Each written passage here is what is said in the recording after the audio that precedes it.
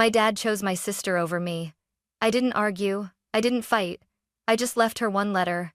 But when my sister opened it, she exploded. "You're joking!" I could almost hear the echo of her voice, shrill and incredulous, as she read the words I'd left behind. But it wasn't really her voice I heard. It was the years of everything that had come before. The silence in the rooms where I'd waited. The years of doing what needed to be done while everyone else looked away. I'd spent so much of my life making sure the things that had to be taken care of were the house, the business, my parents. Someone had to keep everything running. So I did. Without asking for anything, without even so much as a thank you. My sister, Lena, was the face of our family. She always had been. She smiled for the photos, posed for the family holidays, always the center of attention. And me? I just kept the world from falling apart around her. The house always smelled like something faintly floral, like the lavender that my mom used to make sure the place felt fresh. But I knew better. The lavender couldn't cover up the weight of everything that wasn't said. It never could. I spent most of my time in the background making sure the bills were paid, that my parents' business didn't crumble, that the house stayed clean, that everyone had what they needed. Meanwhile, Lena got the attention, the praise I would never get. Every time she called home, my parents answered. She was the one they'd invested in. She was the one they'd hoped would carry on the legacy. But it was always the same. She was busy, living her life in the city, building a career, while I stayed behind to keep things together. And then, the family business faltered. My father, once strong and reliable, began to fall ill. My mother too. Staff started leaving, and the business that once thrived began to struggle. The mortgage payments piled up, but when the call came, it wasn't for Lena, it was for me. They turned to me to keep everything afloat, as if I were some kind of safety net, and I kept my mouth shut. I just did it, because that was my role, always in the background, always making sure things didn't fall apart. It wasn't until one night, sitting in the cold vinyl of a hospital chair at 2 a.m, when I signed the power of attorney for my parents, that I finally realized the truth. My mother whispered, "You're good with the serious things." It wasn't a compliment. It was a quiet acknowledgement of my role. I was the one who carried everything. But it didn't have to be that way. I remember looking in the mirror after one particularly long shift, seeing my reflection in the glass doors of the facility. My hair was pulled back into a tight knot, my posture straight and rigid. I looked so much older than I was. It was as though the weight of the years had settled into my bones. I didn't look like someone in her late 20s. I looked like someone who had already lived an entire life. I hated that feeling, the sense of being stuck in a role that wasn't mine. But I had made myself indispensable. I had been forced into it. But over time, I had come to believe that it was the only role I could play. And now, as I sat in the stillness of the house that used to feel like home, I realized how much I had lost. All the years of giving, of working, of sacrificing. All of it had been invisible. That night, as I sat on the edge of my bed, the room quiet except for the faint hum of the air conditioning, I knew something had to change. The letter I'd written to Lena had been brewing for a long time. It wasn't angry or filled with bitterness. It wasn't meant to punish anyone. It was just the truth that no one had wanted to see. Truth that I was no longer willing to ignore. I placed the letter on my desk and stared at it. The envelope was simple, but inside was everything I had carried silently for years. A timeline of everything I had done, every crisis I had handled, every moment I had stepped in to fix the damage no one else had noticed. I couldn't keep pretending that none of it mattered. I couldn't keep pretending I was just the one in the background. Tomorrow, it would all change. And no one would see it coming. The house always smelled like lavender. It was faint, almost too subtle to notice unless you were lingering in the hallway for a while. But it was there, the way my mother liked it. The smell of lavender was supposed to make things feel clean, fresh, like everything was under control. But I knew better. I knew the lavender couldn't cover up what was real, the unspoken tension, the things we never said, the way my sister Lena was always the center of everything, and I was just there, always in the background, always fixing, always cleaning up the messes no one else saw. I remember the first time I realized how different Lena's life was. I was just a kid, maybe 8 or 9, trailing behind my dad as he walked through the halls of the facility he ran. He'd stop to greet every resident by name, his voice warm, his posture perfect, like he had all the time in the world. I wasn't so much walking as I was pushing a wheelchair, one that was too big for me, my toes barely reaching the floor to keep it steady. I could hear the rattle of the wheels, and each time my dad glanced over his shoulder at me, he'd smile, but it was a smile that never quite reached his eyes. "Careful, Tara," he'd say, his tone more of a command than a suggestion. But he was already turning back to whoever he was talking to, as if I wasn't even there. Lena never had to push wheelchairs. She never had to be quiet or go unnoticed. She was the one who wore the pretty dresses, the one my mom posed in front of the Christmas tree for photos that would end up on the family album, captions about how bright our future was. I was always somewhere in the background of those pictures, half cut off, holding a clipboard or cleaning up some spill no one noticed. Lena was the star, and I was the person who made sure the show went on. It wasn't just the photos, it was everything. I remember one of my birthdays when I was 12. Lena had a huge cake with sparklers, and there were dozens of relatives crowding around her, laughing, clapping, all eyes on her. But when my birthday came around 2 months later, it was just a sheet cake from the grocery store, half frosted, already leaning to one side. I remember the cake so clearly, not because of what it was, but because of the way my mom kissed my cheek and told me to grab my work uniform before heading to the facility for my evening shift.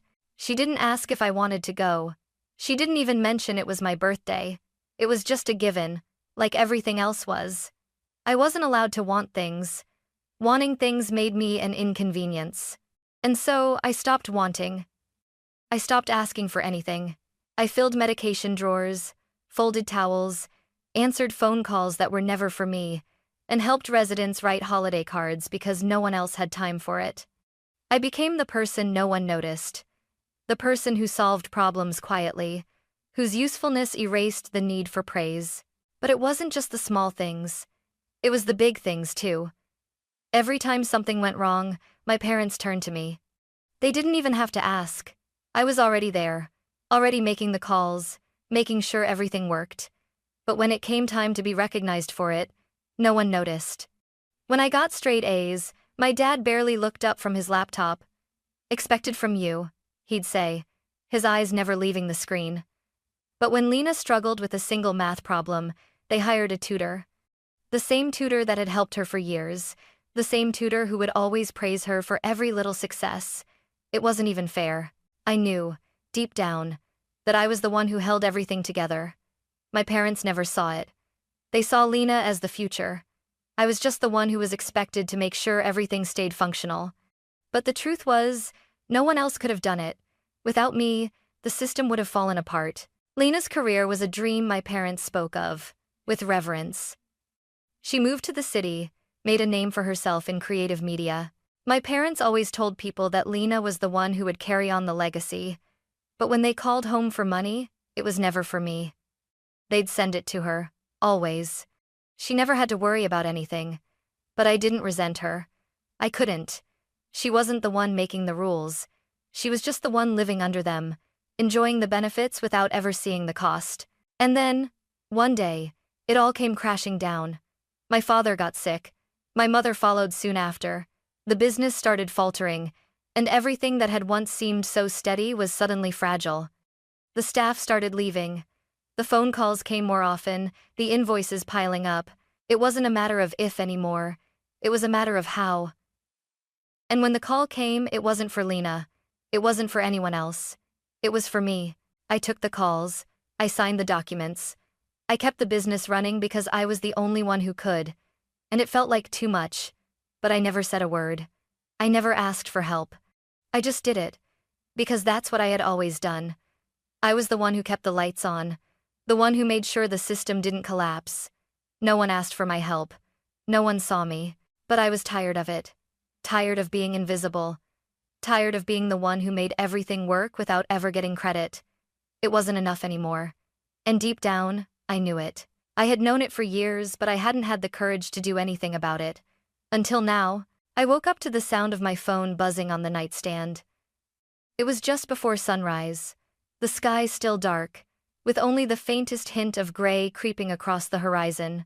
The house was quiet, the kind of quiet that only comes when everyone else is still asleep, and the weight of everything I had to do felt heavy on my chest. The call was from the office. One of the staff members, a nurse, was updating me on a situation I should have already known about. It wasn't anything major, just a small error in the medication logs, but it was the third call this week. I hadn't even had a chance to sleep properly, and here I was, already being pulled back into the cycle of fixing things that no one else could or would. I rubbed my eyes, sitting up in bed. The darkness felt suffocating, the quiet too still. For years, it had been like this. The calls, the responsibility, always waiting for the next crisis, always preparing for the next thing that needed to be handled. I had spent so much time doing everything for everyone else that I didn't even know what it felt like to breathe without the weight of it all. But something had changed. I had started to realize that I didn't have to carry it anymore. I didn't have to be the one who always cleaned up after everyone. I didn't have to be the one to hold everything together when no one even noticed how hard I was working. And the more I thought about it, the more I realized how much of my life had been spent giving, and receiving nothing in return. Nothing but the quiet, unspoken expectation that I would keep going. I would keep doing it, and I would do it without question. That morning, I decided I wouldn't. I went to the kitchen, still feeling the fog of sleep in my mind. The smell of coffee was already in the air, and I could hear the low hum of the refrigerator. I wasn't sure if it was the stillness of the house or just the fact that I had reached the end of my rope, but something in me was different. I couldn't do this anymore. I couldn't keep pretending that I was fine when I was so far from it. I couldn't keep playing the part of the daughter who did everything and received nothing. I walked to the small desk in the corner of the kitchen, where I had left the folder I'd started putting together the night before. I hadn't told anyone about it, not yet. But it was time.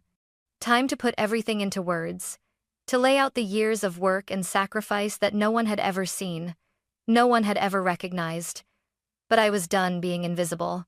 The folder was thick, a stack of documents that outlined everything the years I had spent managing the business when my parents were too sick or too distracted to care, the things I had done when my sister had been too busy with her life to even pick up the phone. I had written it all out in black and white, not with emotion, but with the simple truth. A timeline of every crisis I had stepped into, every time I had put out a fire no one else saw. I had written it in the most detached way possible, but still, the weight of it felt heavy on my shoulders as I placed it on the kitchen counter. My fingers hovered over the documents. It was real now. There was no going back. As I stood there, I thought about Lena. I thought about the way she had always been the one to get the praise, the admiration, the way she had always been the one to get the things I wanted: attention, freedom, ease.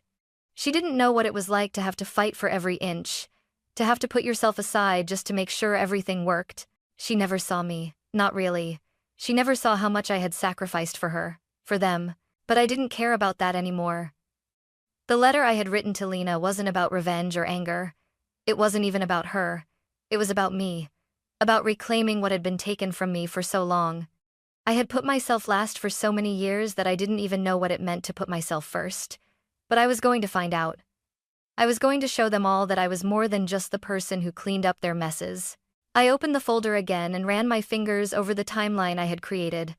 The facts were all there, the history of my quiet sacrifice laid out in black and white. But that wasn't enough. It wasn't just about the facts. It was about making them see it, making them understand that I had been holding up a system that didn't value me, that didn't even see me. I grabbed a pen from the drawer and added one more thing to the timeline: a date. Today. The day I was going to stop being invisible. The day I was going to show Lena and my parents that there was more to this business than the glossy image they had always seen. I stood back, looking at the folder in front of me. It wasn't just a collection of papers anymore. It was my truth. The truth I had been hiding from everyone, even myself. And it was time to share it. I didn't know what time it was when I sat down at the kitchen table, the papers spread out in front of me.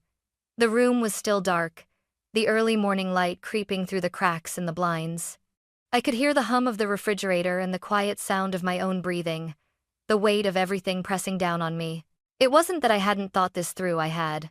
Over and over again. But the weight of actually doing it, of finally taking action after so many years of quietly accepting my role in the background, felt heavier than I had expected. For so long, I had been the one to make sure everything worked, and now, I was about to make sure that nothing worked the way they thought it would. I took a deep breath and pulled the first document toward me. It was the timeline I had spent hours creating. The events, the moments I had been the one to handle. The early mornings and late nights, the times I had dropped everything to fix problems that no one else even knew about. I had listed it all. Every single thing I had done, medication logs, staffing issues, compliance reports, handling crises when my parents were too sick to manage. I had done it all, and now, it was time to make them see it. I added another sheet of paper to the pile. This one was different. It was a list of the things I had protected, the business's structure, the contracts, the partnerships with other facilities. All the things no one would notice until it was too late. No one, except me. For years, I had been the person keeping the system intact. I had made sure the licenses were up to date, the regulations followed, the staff trained. No one had ever asked me to do it. No one had ever said, "Thank you." But without me, it all would have fallen apart. I looked at the documents again, my hands shaking slightly. The final piece was the hardest.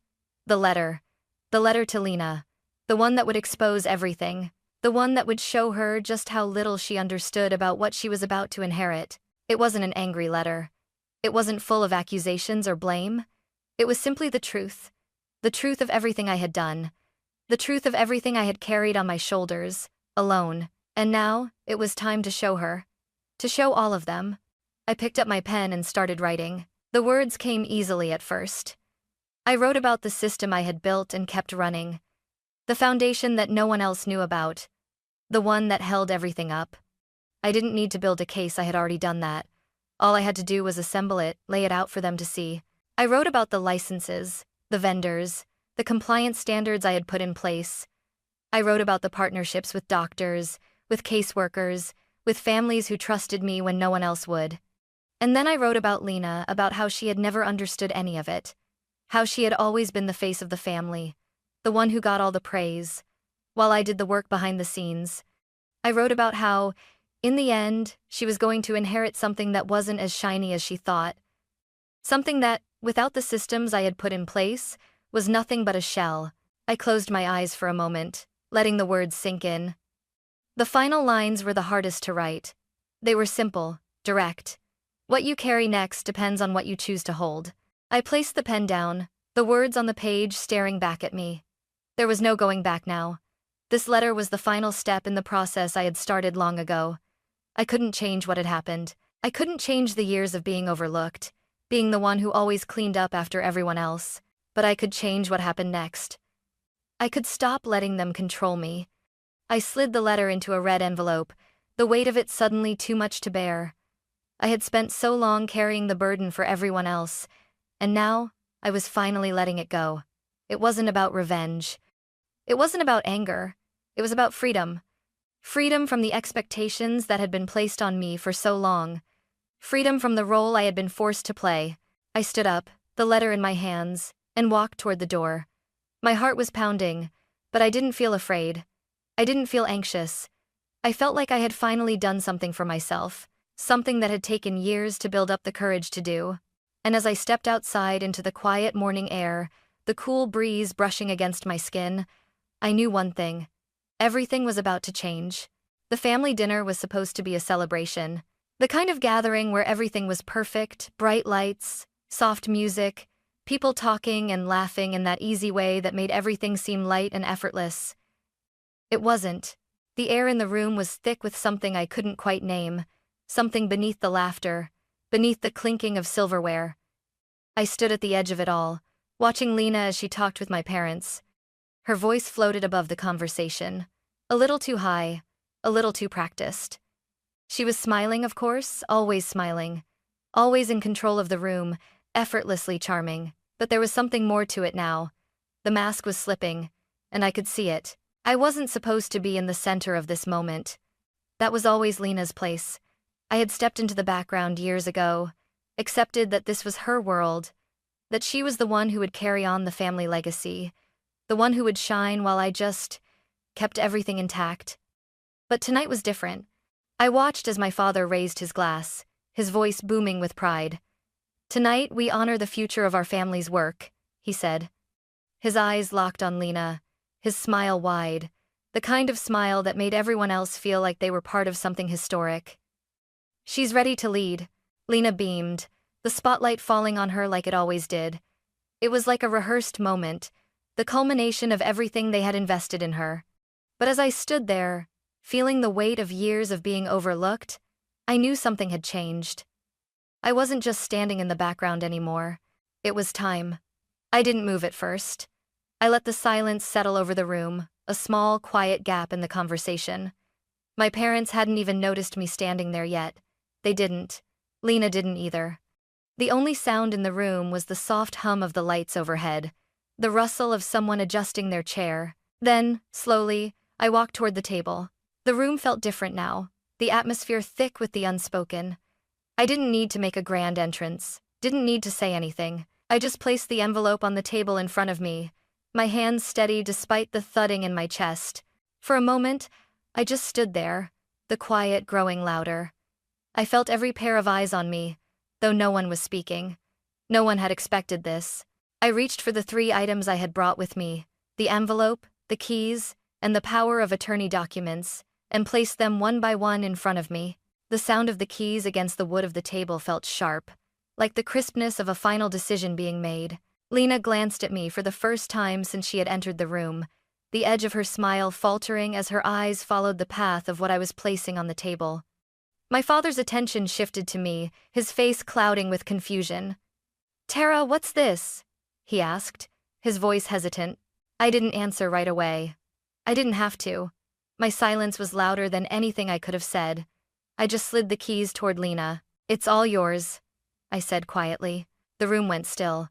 For a brief second, the conversation stopped. The clinking of silverware halted. There was nothing but the tension, hanging between us like a weight. Lena reached for the red envelope first.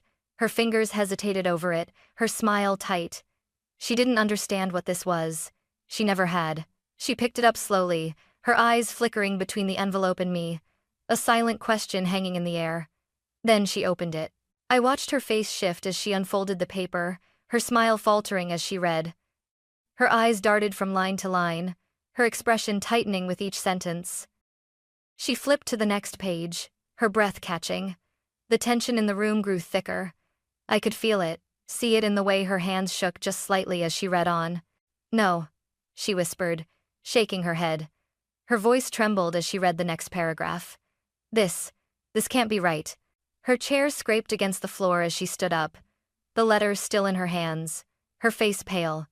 "You're joking," she said, her voice rising in disbelief. My father reached for the paper, his face turning pale as he scanned it quickly. His fingers trembled as he flipped through the pages, eyes growing wider with each word. "Kara, what did you do?" he asked, his voice cracking. I didn't answer him. I didn't need to.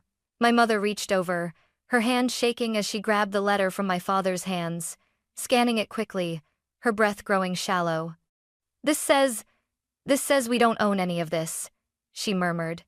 Her voice was frantic, a sharp contrast to the calmness I felt inside. I nodded slowly, my voice quiet but steady. "The facilities are just buildings," I said, the words coming easily now. Nothing more. The room was completely silent now. No one spoke, no one moved. My father stood frozen, the letter crumpled in his hands, his face drained of color. My mother, too, stood motionless, her expression one of utter disbelief. In the corner of the room, Mr. Hayes, the family lawyer, had been standing quietly, almost invisible until now. He stepped forward, his voice calm, controlled. "Everything in that packet is accurate," he said, his tone smooth, yet final. "The transfers were executed 3 years ago, when Miss Tara Hart held full legal authority to act on behalf of her parents." Lena's eyes flickered between me and Mr. Hayes, her voice rising in panic. "So, what did they just give me?" Mr. Hayes folded his hands together, his face a study in calm. 2 aging properties and the debt tied to them. Anything more would require certification from Harbor Bridge. Certification, however, is contingent upon meeting the care standards Miss Hart designed. I have sinned. Lena stood frozen, the letter limp in her hands. My father's voice was barely a whisper. So, we have nothing? I didn't correct him. I didn't need to. They had exactly what they valued: appearance without structure, surface without substance.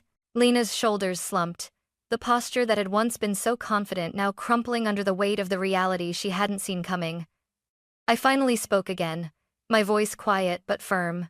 You were taking over something real, I said, meeting her gaze.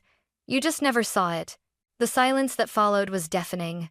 It was the kind of silence that fills up every space, wrapping itself around everything until it's impossible to ignore. It was a silence I had waited for, a silence that said everything I couldn't. Mr. Hayes cleared his throat and closed the folder with a soft click. His role in this moment done. The silence remained. I didn't need to say anything else. The truth had already been laid bare, and for the first time, I felt free.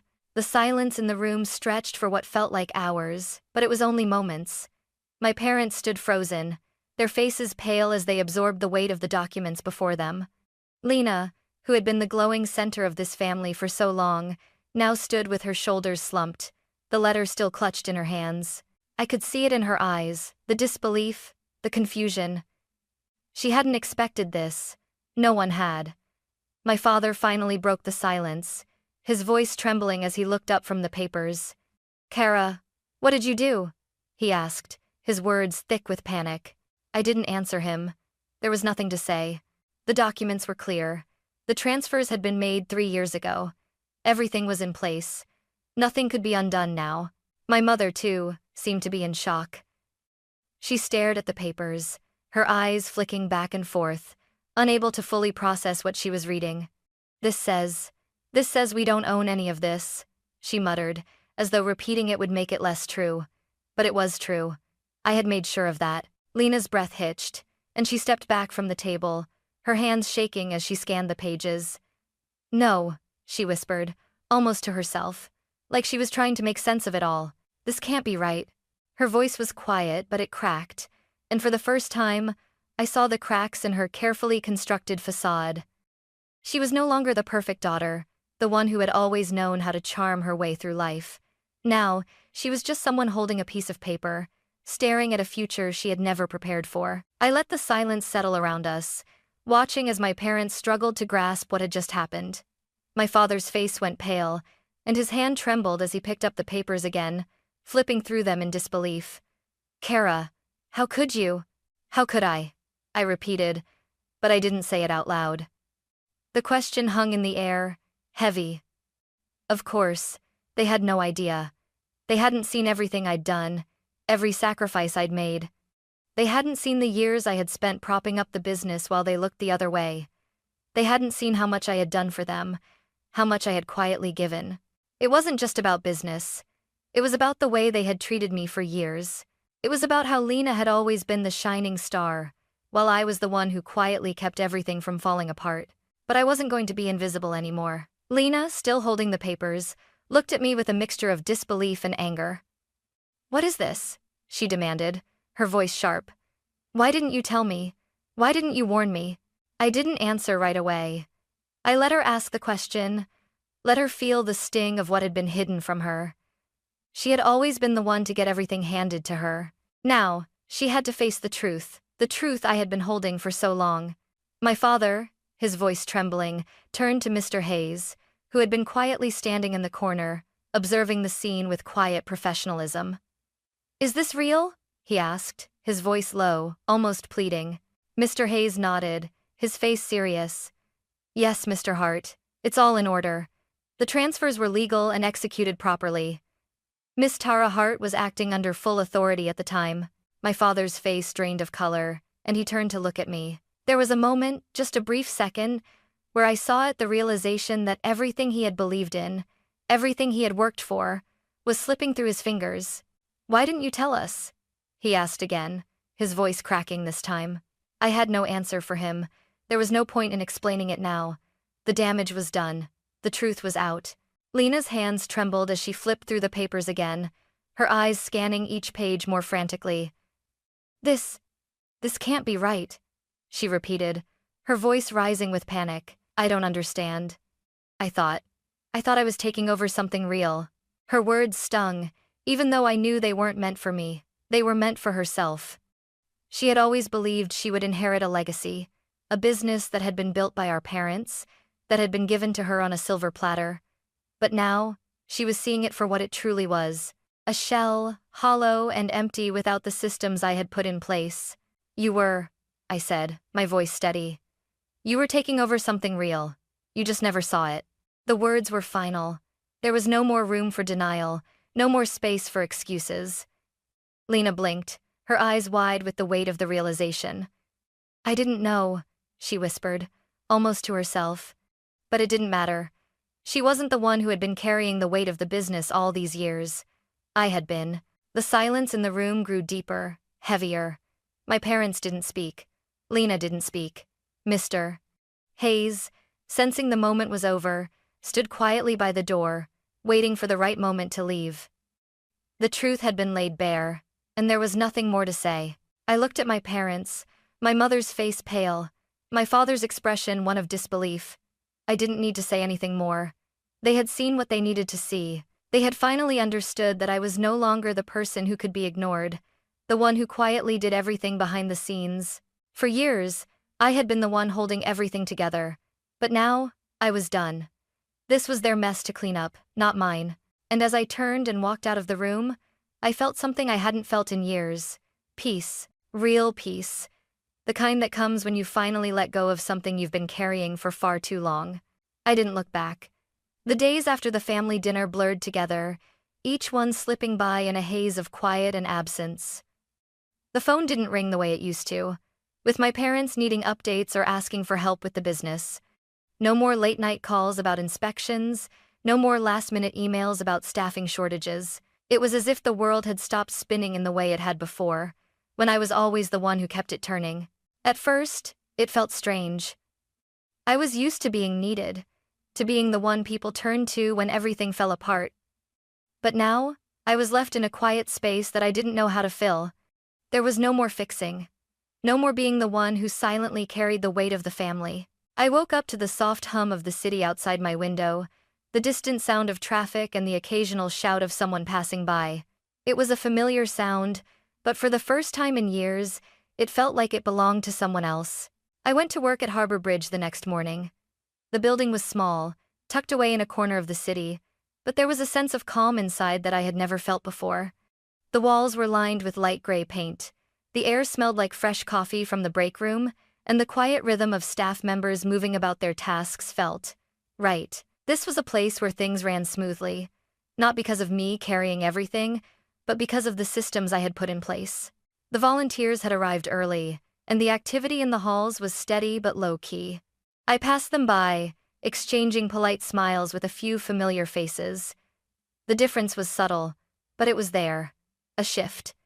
No longer was I the person who had to fix everything. I wasn't needed in the same way I had been. I could just be. That was the moment I understood what freedom felt like. It wasn't loud. It wasn't some grand gesture. It was quiet. It was the absence of all the expectations that had weighed me down for so long. I sat in my office, looking out at the view of the river through the window. The morning light was soft, filtering through the glass, casting a warm glow over the space. I set my bag down on the desk, the familiar weight of it no longer carrying the burden it once had. I took a deep breath, letting the quiet settle in. Later, I had a meeting with Dr. Hale. He had been a part of this process from the beginning, someone I trusted to help me navigate all the legal aspects of what had transpired. He was an old friend, a mentor in some ways, and the calm presence I needed to guide me through this new chapter. When I arrived at his office, the door was already open, and I could hear the soft sound of his kettle whistling. It was a small thing, but it brought me comfort. Inside, the space was warm, the walls lined with books and papers that held the weight of decades of work. The scent of cedar and old leather filled the air, and for the first time in a long time, I felt at ease. I set the folder on the desk, the same one I had brought to my family days before. It was a collection of the documents that had started everything. The legal transfers, the power of attorney, and all the agreements that had followed. But now, they felt distant. I was no longer looking at them with the weight of anger or betrayal. I was looking at them with a sense of finality. Dr. Hale didn't ask me anything as he sat down across from me. He simply read through the papers, his glasses sliding down his nose as he studied each page carefully. His movements were slow and deliberate, like he was measuring the weight of each word. When he finished, he set the papers aside and looked at me. "They're moving without you," he said, his voice calm, but there was an understanding behind it. I nodded, a small smile tugging at my lips. It wasn't a smile of satisfaction or triumph. It was a smile of relief. I didn't need to be part of that anymore. I didn't need to be the one holding everything up. "You're done asking to be seen," Dr. Hale added softly. It was true. I had spent so long trying to prove myself, trying to show my worth, but now, that wasn't necessary. I didn't need their approval. I didn't need to keep asking for recognition. I had already built something real.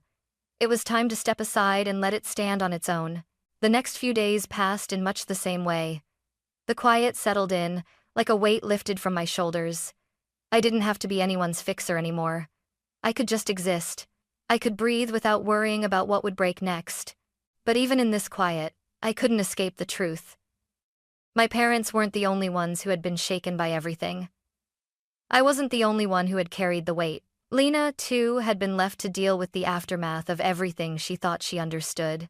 I thought about her often, though I didn't reach out. I didn't know what to say, and I wasn't sure I ever would. It wasn't that I didn't care. I did. But I wasn't responsible for her anymore. I had spent so long trying to fix things for her, for my parents, for everyone else. Now, it was time to let them figure it out for themselves. A few days later, I drove past the family business. The building was dark, the lights inside flickering as if even the structure was uncertain about its future. But I didn't feel anything. No anger, no resentment, just a quiet understanding that it wasn't mine to carry anymore. Later that week, I saw Lena. She was at one of the Allied facilities, pushing a resident's wheelchair down the hall. The motion was careful, small steps that seemed out of place coming from her. I hadn't seen her like this before. She looked different. Her shoulders were less stiff, her smile more uncertain. It was the first time I'd seen her without the spotlight. She didn't see me, and I didn't approach her. I just watched her for a moment, the quiet shift in her that mirrored my own. Some stories end with a dramatic confrontation, but mine hadn't. There had been no shouting, no accusations, no final word. It was just quiet. And it was exactly what I needed. I walked away from it all. Not angrily, not with regret, but with a sense of finality that I hadn't felt in years. This was the end of one chapter, and the beginning of another. And for the first time in my life, I wasn't carrying anything that wasn't mine. The silence after the dinner seemed to linger longer than it should have. It filled the house, wrapped around every corner, every room, every place that had once felt alive with the sounds of our family's chatter and chaos. But now, it was just quiet. The kind of quiet that settles in when everyone knows something has changed, but no one is sure what to do with it yet.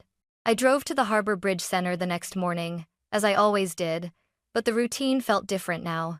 The early morning light cast a soft glow over the city, reflecting off the river, and the cool breeze coming in through the car window felt almost like a new beginning. The world was still moving, still carrying on in its usual way, but for me, it had stopped.